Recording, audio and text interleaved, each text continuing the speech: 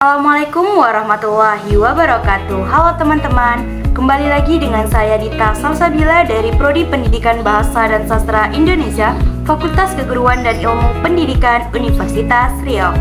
Di sini saya akan membahas tentang sejarah perkembangan penerapan kurikulum di Indonesia. Sebelum itu, apa sih kurikulum itu? Kurikulum adalah sistem pendidikan yang diterapkan di Indonesia yang dibuat oleh pemerintah. Nah, teman-teman pasti pada bingung nih, kenapa sih kurikulum di Indonesia itu sering berubah-ubah? Yang pertama itu, untuk mewujudkan pembelajaran yang kontekstual, yang mana kita tidak hanya menghafal materi saja. Yang kedua itu, agar relevan dengan perkembangan zaman. Dan yang ketiga, untuk menghasilkan atau menyiapkan generasi yang visioner, yang mana generasi yang memiliki wawasan dan pandangan tentang masa yang akan datang.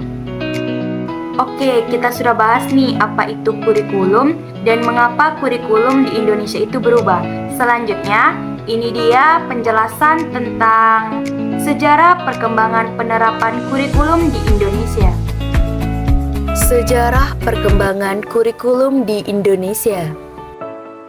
Pada masa Orde Lama, tahun 1945 sampai 1965. Yang pertama, kurikulum 1947, rencana pelajaran 1947. Pada masa kemerdekaan, muncul kurikulum yang namanya kurikulum 1947. Istilah yang digunakan dalam bahasa Belanda disebut leerplan, artinya rencana pelajaran. Pelaksanaan kurikulum 1947 ini tidak menekankan pada aspek kognitif, namun hanya mengutamakan pendidikan karakter seperti membangun rasa nasionalisme. Struktur program dalam rencana pelajaran 1947 dibagi menjadi dua bagian, yaitu struktur program menggunakan bahasa daerah dan bahasa Indonesia. Selanjutnya, kurikulum 1952, rencana pelajaran terurai 1952. Pada tahun 1952, dilakukan perbaikan pada kurikulum di Indonesia yang kemudian dikenal dengan kurikulum 1952. Kurikulum ini lebih memerinci setiap mata pelajaran yang kemudian diberi nama Rencana Pelajaran Terurai 1952 dan belum menggunakan istilah kurikulum. Dalam konteks Rencana Pelajaran Terurai 1952, mata pelajaran diklasifikasikan dalam 5 kelompok bidang studi, yaitu moral, kecerdasan, emosionalistik, keterampilan, dan jasmani. Yang terakhir, kurikulum 1964, rencana pendidikan 1964. Kurikulum di Indonesia pada tahun 1964 mengalami penyempurnaan kembali.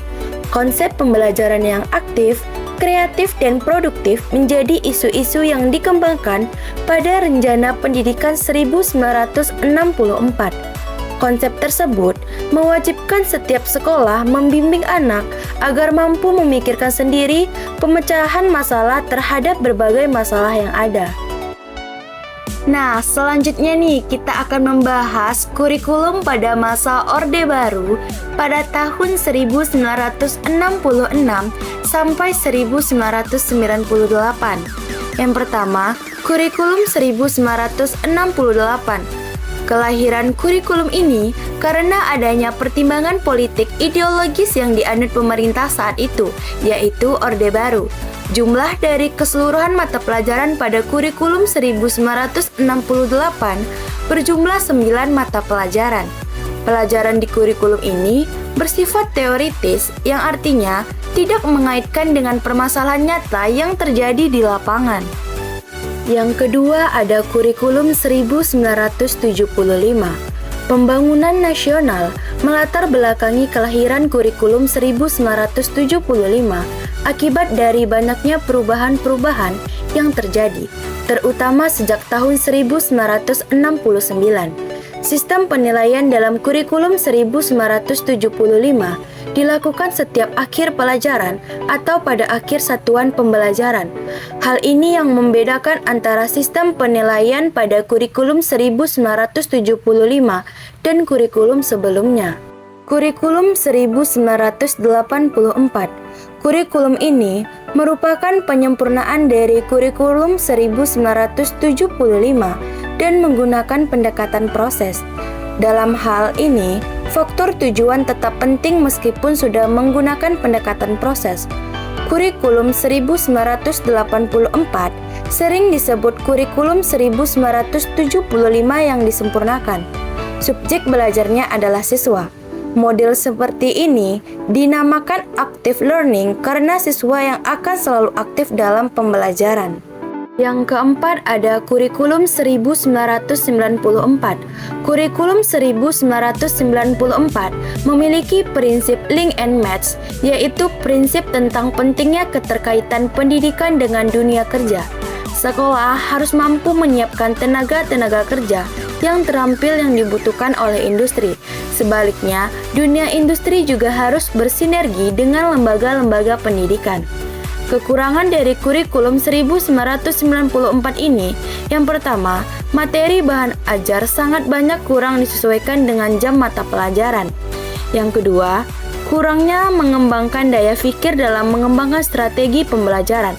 Dan yang terakhir, ada beberapa mata pelajaran yang belum sinkron dengan kehidupan dan lingkungan, terutama yang berhubungan dengan bidang keilmuan lain atau perkembangan ilmu pengetahuan dan teknologi.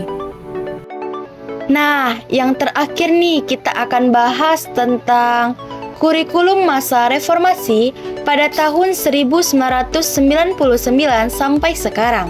Yang pertama itu ada kurikulum 2004, kurikulum berbasis kompetensi. Kurikulum berbasis kompetensi adalah suatu konsep pendekatan strategi kurikulum yang menekankan pada penguasaan berbagai kompetensi tertentu. Peserta didik tidak hanya menguasai pengetahuan dan pemahaman, tetapi juga keterampilan, sikap, minat, motivasi, dan nilai-nilai agar dapat melakukan sesuatu dengan penuh tanggung jawab. Yang kedua ada kurikulum 2006, KTSP atau kurikulum tingkat satuan pendidikan. Salah satu rujukan dalam pengembangan kurikulum di Indonesia adalah kurikulum KTSP. Pencapaian kompetensi adalah orientasi dari KTSP. Maka dari itu, KTSP sering disebut dengan KBK yang disempurnakan. Konsep dasar KTSP meliputi 3 aspek yang saling berkaitan, yaitu kegiatan pembelajaran, penilaian, dan pengelolaan kurikulum berbasis sekolah. Yang ketiga, kurikulum 2013. Kurikulum KTSP dianggap belum sempurna dan masih banyak kekurangan. Apalagi saat ini adalah era digital yang apa-apa bisa dilakukan dengan teknologi, maka KTSP harus segera diubah menjadi kurikulum 2013. Berkembangnya teknologi adalah salah satu alasan yang relevan untuk menyempurnakan sebuah kurikulum. Kurikulum 2013 lebih menekankan pada pendidikan karakter dengan harapan melahirkan insan yang produktif, kreatif, dan inovatif. Kelemahan kurikulum 2013 ini, banyak guru yang beranggapan bahwa dengan kurikulum terbaru, guru tidak perlu menjelaskan materi. Padahal kita tahu bahwa pelajaran matematika, fisika, dan lain-lain tidak cukup hanya dengan membaca saja. Peran guru sebagai fasilitator tetap dibutuhkan. Yang kedua, guru juga ada yang belum siap, jangankan membuat siswa kreatif. Terkadang ada juga guru yang kurang kreatif. Untuk itu, diperlukan pelatihan dan pendidikan untuk merubah paradigma guru sebagai pemberi materi menjadi guru yang dapat memotivasi siswa agar kreatif. Dan yang ketiga, keterampilan merancang RPP dan penilaian autentik belum sepenuhnya dikuasai oleh guru. Dan yang terakhir, beban belajar terlalu berat sehingga waktu belajar di sekolah terlalu lama. Yang terakhir, kurikulum merdeka yang sedang kita gunakan sekarang. Kurikulum merdeka adalah bentuk evaluasi dari kurikulum sebelumnya, yakni kurikulum 2013. Salah satu yang menjadi latar belakang lahirnya kurikulum merdeka adalah rendahnya kualitas pembelajaran di Indonesia. Adapun kelebihan dari kurikulum Merdeka ini, yang pertama, menguatkan nilai-nilai Pancasila dan karakter bangsa melalui proyek penguatan profil pelajar Pancasila. Yang kedua, memberikan ruang bagi guru untuk berkreasi dan berinovasi dalam merancang pembelajaran yang sesuai dengan konteks dan kebutuhan siswa. Dan yang terakhir, menyederhanakan materi pembelajaran sehingga lebih fokus pada konsep-konsep penting dan relevan. Adanya kelebihan, tentu ada kelemahan dari kurikulum Merdeka ini.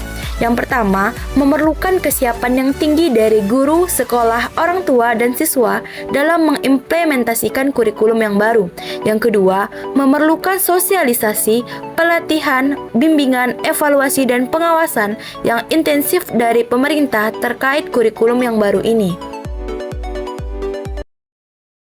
Sekian video dari saya. Apabila ada kesalahan kata, saya mohon maaf. Assalamualaikum warahmatullahi wabarakatuh. Bye-bye.